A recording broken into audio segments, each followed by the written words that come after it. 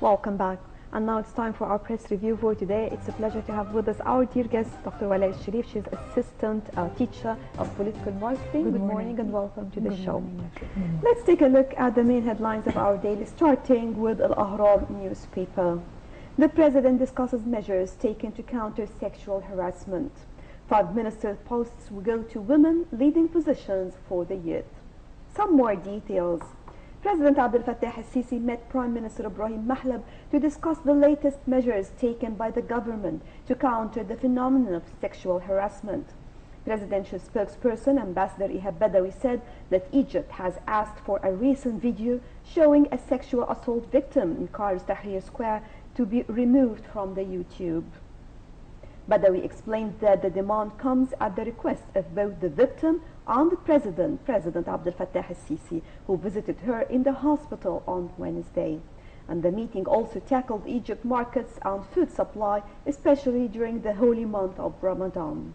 Meanwhile, Mahlab continues his consultations for the new cabinet lineup that will include 5 women ministers to boost women's role in Egypt.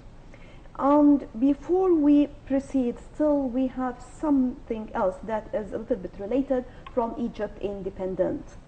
Detention renewed for 6 suspects over Tahrir sexual assault. Asr Nil Misdemeanor Court renewed the detention of 6 suspects for 15 days pending investigations on sexual assault with women in Tahrir Square.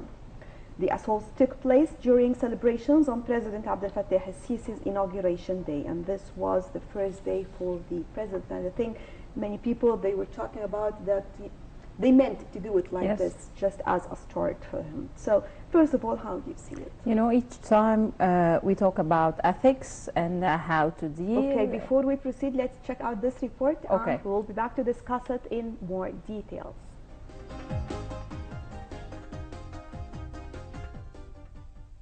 President Abdel Fattah al-Sisi met on Thursday with Prime Minister Ibrahim Mahlab, in which the Premier informed the head of state on the latest procedures taken to combat the crimes of harassment against women.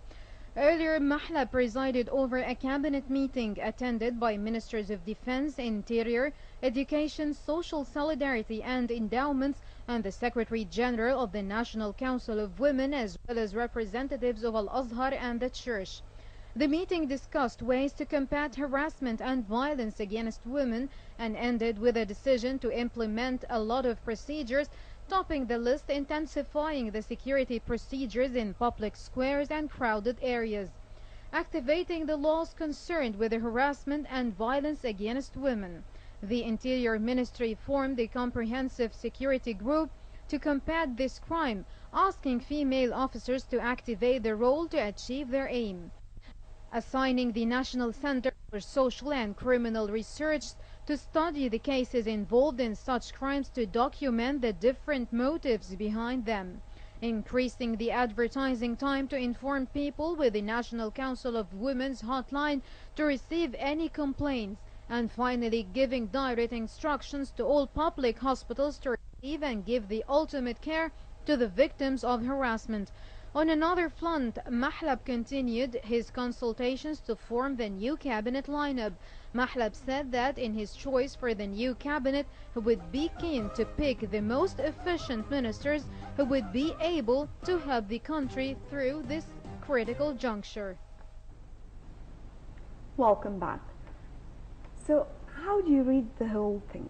You know, each time we talk about ethics and the Egyptian traditions and so and so and so, and that's what the situation that we live in, sexual harassment, not even by that violent way. It's not only a sexual harassment case, it's only a violence case. That how come, where the humanity to do so and so and so. Yes, it's a very important point to remove the video from the YouTube, because it's a lady and she has her own privacy that we should respect, media should respect, especially private channels put on their channels that video. Yes, we can talk about it, we can discuss everything about that phenomena without attacking her own privacy. This situation hope to end, but I don't know how. we have to start by our own selves, to go back to our own Egyptian traditions, and politics, and that is there is a link between those 2 points, and the movement or the step of the General Abdel Fattah al-Sisi to go to her at the hospital. Yes, president. Yes, president. At the first day to be a president, he faced that situation, and he dealt with that situation in a good, positive way, that he gave her respect and care, and that the Egyptian president telling her that you will not face that again, and not only her, all the Egyptian women.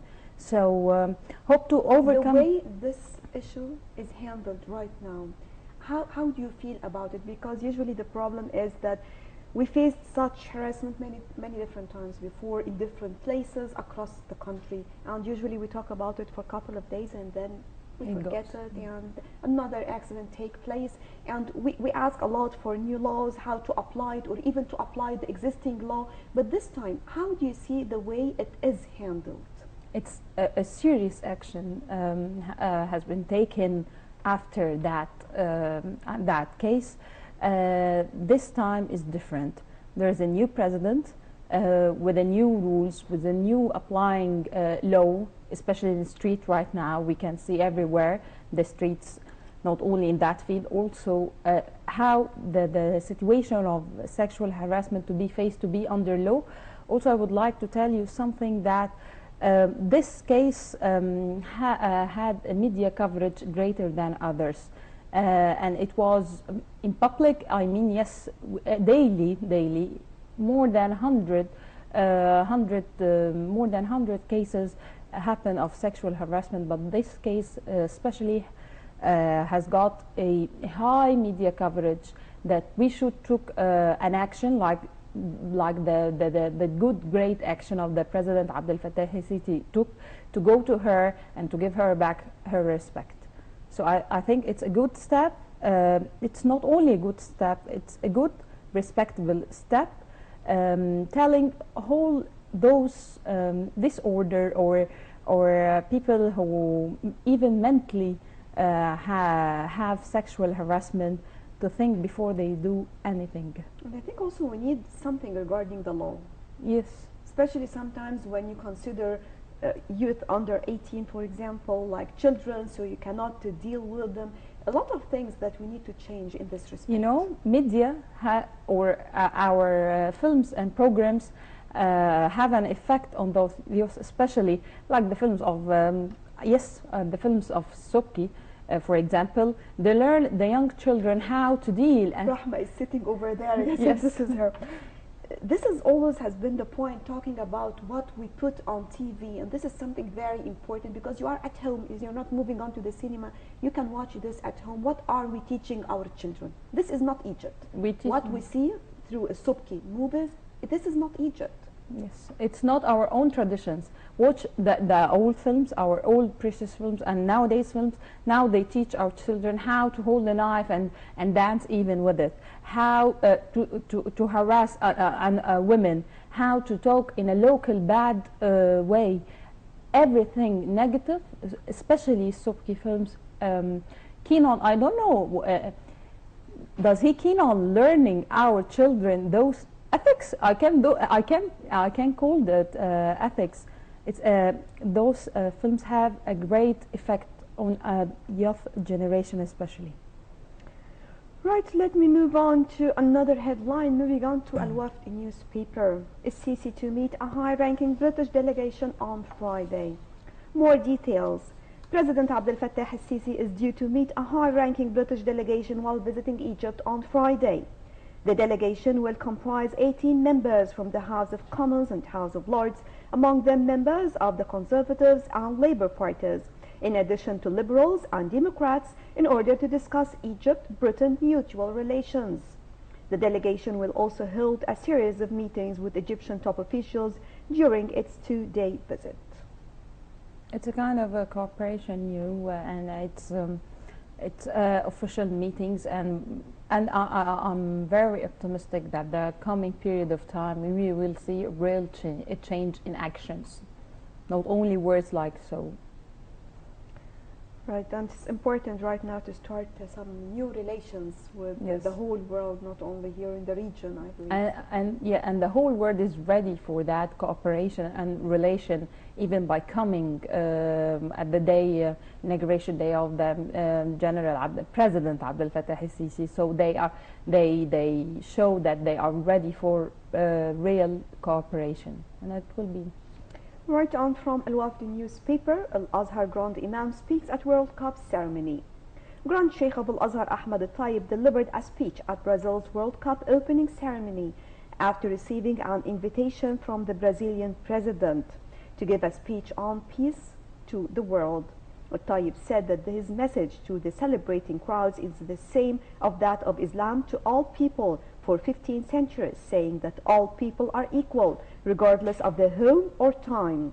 He said that good deeds are the only criteria to differentiate between good and bad people, and that all people are the sons and daughters of Adam and Eve. He added that Islam forbids injustice among people and seemingly among countries, and they should exchange good and interests among them. This is the real face of peaceful Islam, by saying a word to the whole in the ceremony of the World Cup to the whole people without knowing their own religion. Just saying a peaceful word, it's a great, respectable, effective thing to do, and those words will affect people that Islam is not the scene that they see on television, that is violence and so on. So Islam is peace.